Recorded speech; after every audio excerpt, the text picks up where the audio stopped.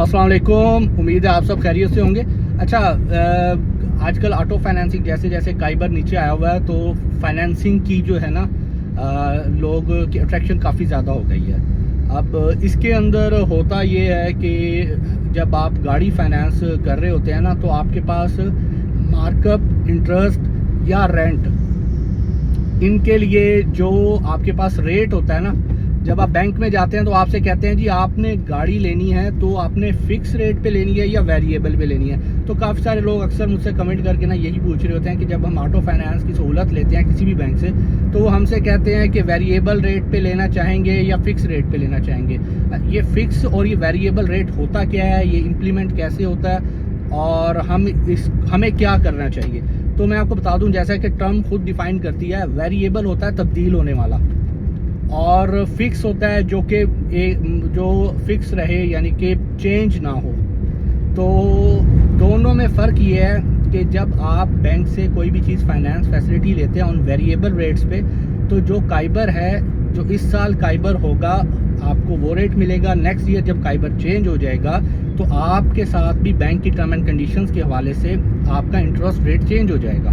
अब समहाउ काइबर बढ़ जाता है तो आपने अगर गाड़ी ली थी आज 14% पे और काइबर हो गया चेंज, तो आपकी गाड़ी 14 के बजाय 16 पे और फिर 18-19 पे जा सकती है ऑन बेसिस ऑफ काइबर।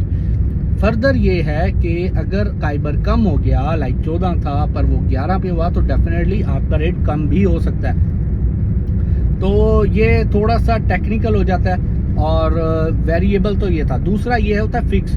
फिक्स में ये है कि उस टाइम मौजूदा हाल के अंदर जो एक रेट होता है, मिसाल के तौर पर वो रेट अभी फ़िलहाल 14% है, हम सपोज कर लेते हैं। तो अब मार्केट अगले साल जो मर्ज़ी काइबर हो और उससे अगले साल भी जो मर्ज़ी हो, अगर आपने 5 साल के लिए गाड़ी ली है या 5 साल का आपका पीरियड है तो आपको 14% ईच मंथ लगेगा। आपको किसी किस्म की जो है ना प्राइस में वेरिएबल नहीं आएगा, ऊपर नीचे नहीं होगी।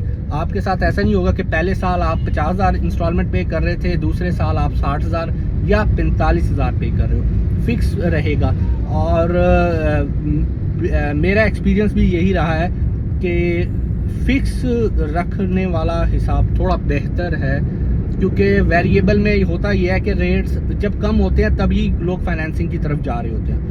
तो आजकल चूँकि रेट्स कम है, लोग फाइनेंसिंग की तरफ जा रहे हैं। अब रेट्स कम है, अब यही ऑलमोस्ट अब इससे नीचे नहीं जा रहे होते। बैंक्स का मार्कअप काइबर 12, 13 और 14 इससे नीचे नहीं जाता होता। आप हिस्ट्रीज़ को भी देख लें, आप इकोनॉमिक इंडिकेटर्स को अगर देखते हैं तो नहीं जाता। तो अभी भी उसी पे है, तो आने वाले टाइम में इससे ज़्यादा ही होगा।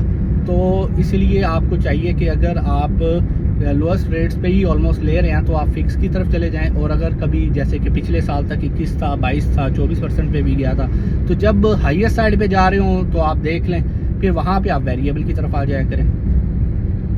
जज़ाकल्लाह।